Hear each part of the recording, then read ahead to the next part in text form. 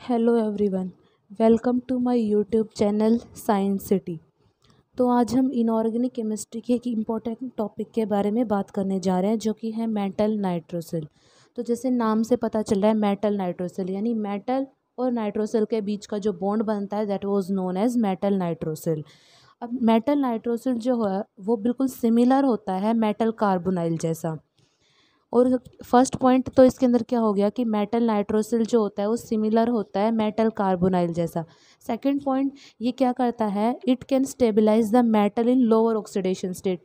ये मेटल को lower oxidation state के अंदर स्टेबलाइज करता है। ठीक है। जो मेटल नाइट्रोसिल होता है, metal nitrosyl have two kinds of structure. इसके टू काइंड्स ऑफ स्ट्रक्चर्स होते हैं। कैसा?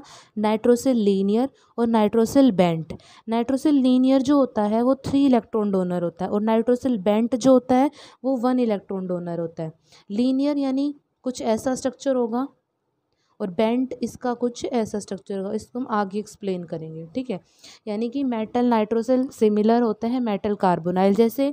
मेटल को स्टेबलाइज करते हैं लोअर ऑक्सीडेशन स्टेट के अंदर, और 2 टाइप के ये पाए जाते हैं, nitrosyl linear, nitrosyl bent. Nitrosyl linear 3 electron donor होते हैं, और जो नाइट्रोसिल बेंट होते हैं वो 1 इलेक्ट्रॉन डोनर होते हैं। तो इसके बाद हम पढ़ेंगे इसके अंदर बॉन्डिंग कैसे होती है। बॉन्डिंग पढ़ेंगे इसके अंदर। तो बॉन्डिंग को पढ़ने से पहले इसके अंदर हमें पता है कि जो नाइट्रो एनओ है, एनओ क्या, N double bond O, oxygen के अंदर लोन पेयर होगा और नाइट्रोजन के अंदर pair. These are in the category of radical species. इनको हम रेडिकल स्पीशीज भी बोलते हैं। And also called odd molecule. Odd molecule क्यों बोला? क्योंकि इसके अंदर इस वाले नाइट्रोजन के पास एक इलेक्ट्रॉन क्या प्रेजेंट है, वैकेंट मतलब एक इलेक्ट्रॉन प्रेजेंट है यहाँ पे। तो इसलिए हम इसको क्या बोल सकते हैं, रेडिकल स्पीशीज भी इनमें बोल सकते हैं, ओड मॉलिक्यूल भी बोल सकते हैं। फिर आता है methods of bonding of nitrosyl ion, की नाइट्रोसिल आयन के अंदर कैसे बॉन्डिंग होती है। तो इसको हम 2 केस से समझेंगे। पहला केस के अंदर क्या होगा, पहले केस के अंदर ये मेरा मेटल है, मेटल के पास एक ऑर्बिटल है, इधर नाइट्रोजन के पास ऑर्बिटल है। दोनों के अंदर क्या है, पार्शियल वैकेंट ऑर्बिटल है दोनों के पास। ठीक है। तो यहाँ पे क्या होगा, फर्स्टली जो नाइट्रोजन है वो अपना एक इलेक्ट्रॉन मेटल को डोनेट करेगा। जब ये अपना एक इलेक्ट्रॉन मेटल को डोनेट करेगा तो इसके बीच में किसकी फॉर्मेशन हो जाएगी, सिग्मा बॉन्ड की फॉर्मेशन हो जाएगी। लेकिन अब क्या होगा, दोनों के अंदर सिग्मा बॉन्ड की फॉर्मेशन हुई, लेकिन अभी क्या है, इसके पास लोन पेयर भी प्रेजेंट है। तो नेक्स्ट स्टेप में क्या करेगा, ये अपने लोन पेयर को भी डोनेट कर देगा मेटल को, और दोनों के बीच में क्या हो जाएगी, पाई बॉन्ड की फॉर्मेशन हो जाएगी यहाँ पे।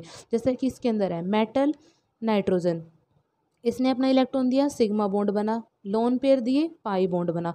तो इस केस के अंदर क्या होगा कि जो मेरा स्ट्रक्चर है वो लीनियर बनेगा, क्योंकि इसके अंदर किसी भी प्रकार का कोई रिपल्शन फील नहीं हो रहा है यहाँ पे। तो स्ट्रक्चर कैसा हो गया, linear. In linear bending mode NO transfer 1 electron to metal centre.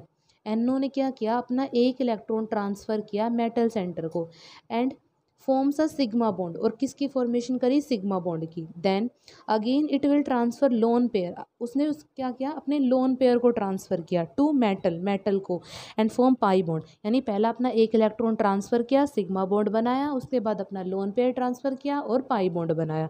एक केस तो हो गया ये, जिसके अंदर हमारा कैसा स्ट्रक्चर बन रहा है, लीनियर स्ट्रक्चर बन रहा है, because there is no repulsion present is there.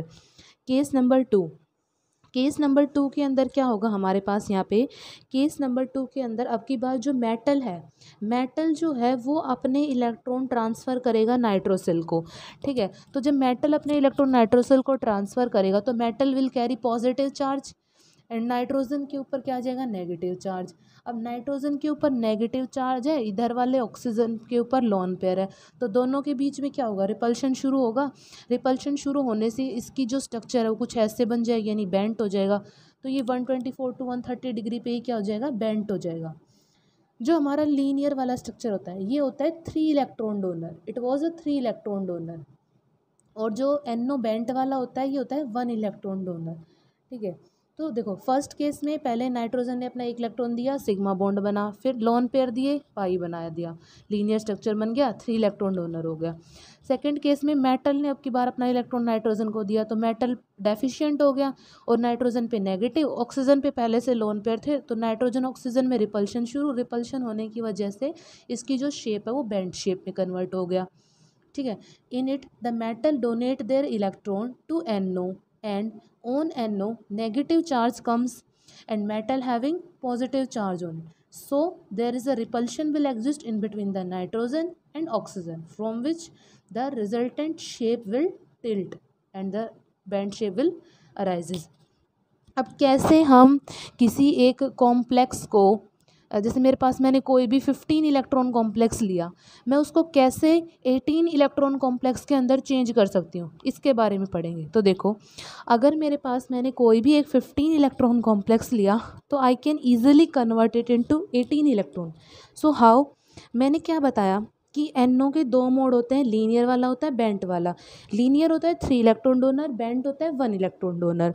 तो अगर मैं किसी 15 इलेक्ट्रॉन कॉम्प्लेक्स को NO के लीनियर मोड से अगर ट्रीट करवा दूँ, तो लीनियर मोड में कितने होते हैं, 3 इलेक्ट्रॉन होते हैं, तो ये टोटल काउंट कितना, इलेक्ट्रॉन काउंट 18 इलेक्ट्रॉन बन जाएगा। ठीक है। अगर मैं किसी भी 15 इलेक्ट्रॉन कॉम्प्लेक्स को NO के लीनियर मोड के साथ ट्रीट करवाती हूँ, so it can easily convert into 18 electron. ठीक है। अगर मान लो मेरे पास कोई 17 इलेक्ट्रॉन कॉम्प्लेक्स है, ठीक है, एक complex which is 17 electron that converted in 18 electron, तो वो 18 इलेक्ट्रॉन के अंदर कन्वर्ट हो सकता है। कैसे, हम उसको NO के बेंट के साथ ट्रीट करवा दें, क्योंकि हमें पता है NO का जो बेंट होता है वो 1 इलेक्ट्रॉन डोनर होता है। तो 17 electron plus 1 electron that is 18 electron. तो हम किसी भी 15 इलेक्ट्रॉन या फिर 17 इलेक्ट्रॉन को ईजिली कन्वर्ट कर सकते हैं 18 के अंदर by the interacting with different modes of NO। ठीक है। इसके बाद आता है explain the bonding in metal nitrosyl. अब हम मेटल नाइट्रोसिल के अंदर बॉन्डिंग को एक्सप्लेन करेंगे। तो बॉन्डिंग को एक्सप्लेन करने से पहले हमें कुछ इसके बारे में, इसकी कुछ जनरल इन्फॉर्मेशन पता होनी चाहिए। तो मेटल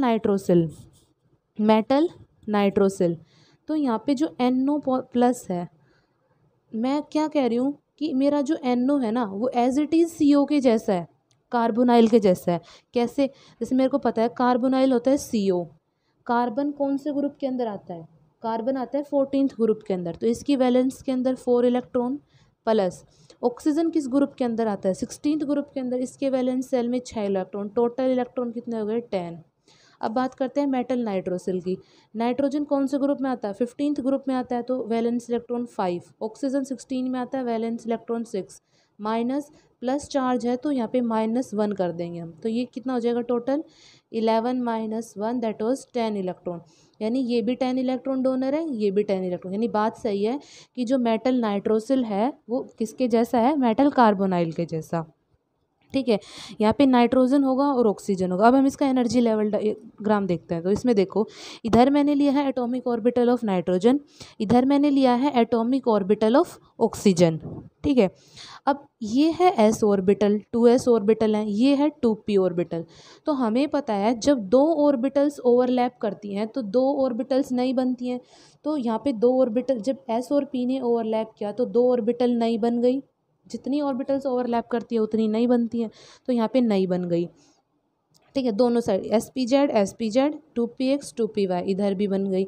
अब क्या है यहाँ पे देखो, जो मेरा लोअर एनर्जी का sp_z है ऑक्सीजन की तरफ, उसकी एनर्जी इस इधर वाले sp_z की एनर्जी से बहुत ज़्यादा कम है। तो ये कहाँ चला जाएगा, ये बॉन्डिंग में पार्टिसिपेट नहीं करेगा, ये as a non bonding present रहेगा, ये as a non bonding present होगा। यहाँ पे इधर वाले हायर sp_z की जो एनर्जी है वो इधर वाले लोअर sp_z के बराबर है। तो ये दोनों क्या करेंगे, एक तो बनेगा इसमें बॉन्डिंग और एक बनेगा एंटी बॉन्डिंग। बॉन्डिंग को हम रिप्रेजेंट करते हैं सिग्मा से और एंटी बॉन्डिंग को रिप्रेजेंट करते हैं सिग्मा स्टार से। ठीक है। उसके बाद क्या है कि इधर वाले sp_z की एनर्जी और इधर वाले sp_z की एनर्जी के बीच का एनर्जी गैप बहुत ज़्यादा होने की वजह से ये दोनों बॉन्डिंग के अंदर पार्टिसिपेट नहीं करते और they remain in the molecule as a non bonding. तो ये यहाँ नॉन बॉन्डिंग होगा। सिमिलर तरीके से ये यहाँ पे इसकी दो ऑर्बिटल बॉन्डिंग में बनेंगी और दो ऑर्बिटल एंटी बॉन्डिंग में बनेंगी। ये नहीं, इसके बाद ये नॉन बॉन्डिंग का मतलब क्या होता है कि ये नाइट्रोजन और ऑक्सीजन के ऊपर as a lone pair present होंगे। नाइट्रोजन ऑक्सीजन के ऊपर as a lone pair delocalise करते रहते हैं ये वाले जो है, जो नॉन बॉन्डिंग के अंदर होते हैं। ठीक है। बॉन्डिंग के अंदर क्या आएंगे, हमारे ये वाले आएंगे। तो मैंने निकाला है कि NO+ के अंदर क्या 10 इलेक्ट्रॉन है, तो मैंने इसके अंदर 10 इलेक्ट्रॉन फिलअप कर दिए। फिलअप करने के बाद यहाँ पे देखो मैंने दो टर्म लिख रखी हैं, एक तो है होमो और एक है ल्यूमो। होमो क्या होता है, होमो होता है हाईएस्ट ऑक्यूपाइड मॉलिक्यूलर ऑर्बिटल, यानी इसके अंदर जो सबसे हाईएस्ट पे है, जो मॉलिक्यूलर ऑर्बिटल फिलअप है हाईएस्ट पे, वो ये होगा। और ल्यूमो क्या होता है, लोवेस्ट अनऑक्यूपाइड मॉलिक्यूलर ऑर्बिटल, यानी सबसे नीचे वो ऑर्बिटल जो अभी ऑक्यूपाई नहीं हुआ है, वो होता है ल्यूमो। अब यहाँ पे क्या होगा, मेटल और नाइट्रोसिल के अंदर बॉन्डिंग होगी, तो जब मेटल अपने इलेक्ट्रॉन डोनेट करेगा नाइट्रोसिल को, तो उस टाइम जो नाइट्रोसिल है वो उन इलेक्ट्रॉन को कहाँ एक्सेप्ट करेगा, उसका यहाँ तक तो नॉन बॉन्डिंग तो फिलअप है। तो जब भी मेटल अपने इलेक्ट्रॉन नाइट्रोसिल को डोनेट करेगा तो किस में डोनेट करेगा, ल्यूमो, यानी जो इलेक्ट्रॉन का ट्रांजिशन होगा वो कहाँ होगा, होमो टू ल्यूमो ट्रांजिशन होगा। ठीक है, तो ये था हमारा इसमें एनर्जी लेवल डायग्राम। ठीक है, अब इस एनर्जी लेवल डायग्राम की करस्पॉन्डिंग मेरे पास कुछ पॉइंट्स हैं, जैसे बॉन्ड ऑर्डर क्या होगा इनका। ठीक है, तो इनके बारे में तो मेरे पास सबसे पहले है नाइट्रोजन। नाइट्रोजन के अंदर वैलेंस इलेक्ट्रॉन कितने होते हैं, NO के अंदर, NO के अंदर वैलेंस इलेक्ट्रॉन कितने होते हैं, 11 होते हैं। NO है तो यहाँ पे जो नाइट्रोजन में 5 होंगे, ऑक्सीजन में कितने होंगे, 6 होंगे, तो टोटल 11 इलेक्ट्रॉन हो गए, यहाँ पे 11 इलेक्ट्रॉन हो गए। तो अगर मैं इसका बॉन्ड ऑर्डर निकालती हूँ, अगर मैं इसका बॉन्ड ऑर्डर निकाल लूँ, तो बॉन्ड ऑर्डर देखो, बॉन्ड ऑर्डर कैसे निकालते हैं, बॉन्ड ऑर्डर बॉन्ड ऑर्डर कैसे निकालते हैं, जितने इलेक्ट्रॉन्स बॉन्डिंग में है minus number of electrons in anti bonding divide by 2। इसका यूज़ करके हम क्या कर सकते हैं, इलेक्ट्रॉन मतलब उसका बॉन्ड ऑर्डर निकाल सकते हैं। तो अब मैं सिंपल NO का बता रही हूँ, इसमें 11 इलेक्ट्रॉन है, तो इसमें देखो बॉन्डिंग में कितने होंगे, 2 2 4 तो 6, 6 तो हो गए बॉन्डिंग के अंदर। नॉन बॉन्डिंग वाला काउंट नहीं किया मैंने, इधर भी मैंने नॉन बॉन्डिंग का काउंट नहीं किया।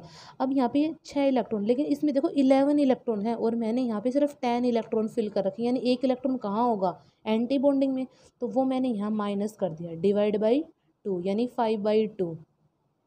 ठीक है, NO। अब है अगर मैं NO+ का बॉन्ड ऑर्डर निकालूँ, तो NO+ में क्या होंगे, 10 इलेक्ट्रॉन होंगे, क्योंकि एक इलेक्ट्रॉन कहाँ लॉस हो गया यहाँ से। इस वाले केस में के अंदर क्या बन रहा था, नाइट्रोजन ऑक्सीजन, नाइट्रोजन में कितने थे, 5 + 6 = 11, 11 इलेक्ट्रॉन। NO+ में क्या होगा, 5 + 6 - 1 = 10 इलेक्ट्रॉन होंगे। ठीक है, अब 10 इलेक्ट्रॉन मैंने भर रखे हैं, बॉन्डिंग में कितने हैं, 1 2 3 4 5 6, 6 माइनस एंटी बॉन्डिंग में एक भी नहीं है, 0 डिवाइड बाई 2, यानी आ जाएगा 3। तो यहाँ पे क्या हो गया, 3। इसका जो बॉन्ड ऑर्डर होगा वो कितना होगा, 3। अगर मैं इसके अंदर एक और केस ले NO- का, NO- में क्या होगा, NO-, नाइट्रोजन में 5, ऑक्सीजन में 6, माइनस है तो मैं यहाँ पे +1 कर दूँ, तो ये कितना हो गया टोटल, 12 इलेक्ट्रॉन हो गए इसके अंदर, 12 इलेक्ट्रॉन हो गए ना।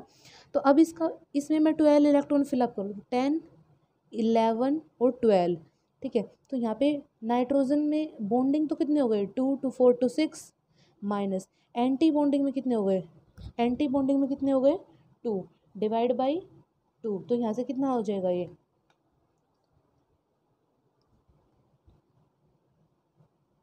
2, मतलब इसका बॉन्ड ऑर्डर कितना हो जाएगा, 2। इसका बॉन्ड ऑर्डर हो जाएगा 5/2, यानी कि 2.5। इसका जो बॉन्ड ऑर्डर होगा 2.5, यानी कि जो फ्री NO है ना, फ्री NO के केस के अंदर जो बॉन्ड ऑर्डर होगा वो होगा 2.5। NO+ के केस के अंदर जो बॉन्ड ऑर्डर होगा वो होगा 3, और NO- के केस के अंदर जो बॉन्ड ऑर्डर होगा वो होगा 2। तो ये मैंने आपको इसका बॉन्ड ऑर्डर निकालना बता दिया। ठीक है, जैसे इसके अंदर है, अगर मैं NO का valence electron 11, bond order bonding minus anti bonding, free NO का बता दिया, 3 है तो क्या बनेगा, लीनियर मोड। यहाँ पे क्या बनेगा, ये लीनियर मोड। अगर बॉन्ड ऑर्डर 2 आया है तो यहाँ पे क्या बनेगा, बेंट मोड। जैसे मैंने यहाँ पे बताया है, इस NO+ का 3 आया है तो ये लीनियर NO बनेगा। ठीक है, लीनियर NO बनेगा। और NO- है तो ये बॉन्ड ऑर्डर 2 आया है, यानी कैसा बनेगा, इसकी शेप जो होगी वो बेंट शेप होगी। ठीक है, इसकी शेप बेंट होगी। ये मैंने इसकी टेबल बताई है और NO की स्ट्रेचिंग फ्रीक्वेंसी भी बताई है। यहाँ पे देखो, अगर NO मेरा NO प्लस है, लीनियर बनेगा, बॉन्ड ऑर्डर 3 होगा। फ्री NO है तो 2.5 होगा बॉन्ड ऑर्डर, 1870 सेंटीमीटर्स की स्ट्रेचिंग फ्रीक्वेंसी होगी। NO माइनस बेंट है, bond order 2, stretching frequency 17-15 cent, free NO minus की होगी ये। ठीक है, सिमिलर इसी तरीके से मेरे पास कुछ और भी है। जैसे अगर मेटल है वो नाइट्रोसिल के साथ टर्मिनल या फिर लीनियर में जुड़ा हुआ है तो 1800 से 1650 सेंटीमीटर। अगर मेटल NO के साथ बेंट शेप में अटैच है तो 1650 टू 16,000 सेंटीमीटर इनवर्स। अगर ब्रिजिंग में प्रेजेंट है तो अराउंड 1500 सेंटीमीटर के आसपास होगा ये। ठीक है, तो अब इसके बाद क्या है, the first bent nitrosyl is found in derivative of वसाका complex. जो पहला बेंट नाइट्रोसिल था, जो पहला बेंट नाइट्रोसिल था वो किसके अंदर पाया गया था, वो पाया गया था in the derivative of वसाका complex. वसाका complex क्या होता है, इट इज़ अ कॉम्प्लेक्स जिसके अंदर iridium PPH3 twice COCl present होता है। जब हम इस वसाका कॉम्प्लेक्स को NO प्लस BF माइनस के साथ ट्रीट करवाते हैं तो हमारे पास इसकी फॉर्मेशन होती है। जैसे देखो, यहाँ पे इरिडियम है, इधर PPH3 है, इधर कोबाल्ट है, इधर PPH3 है, ये Cl है। तो इस इरिडियम पे मतलब इस इरिडियम पे कितना चार्ज होगा, ये न्यूट्रल होता है 0, ये न्यूट्रल 0, ये क्लोरीन पे होता है -1। तो मेटल पे कितना हो गया, मेटल हमारा किस ऑक्सीडेशन स्टेट के अंदर है, +1 ऑक्सीडेशन के स्टेट के अंदर है।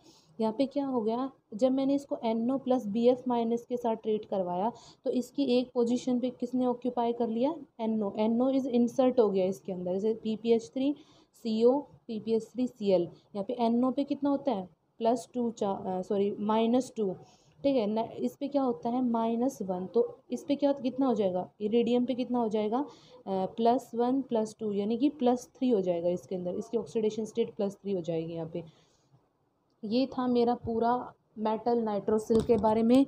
और अब हम नेक्स्ट वीडियो में बात करेंगे मेटल फोस्फिन के बारे में। Thank you.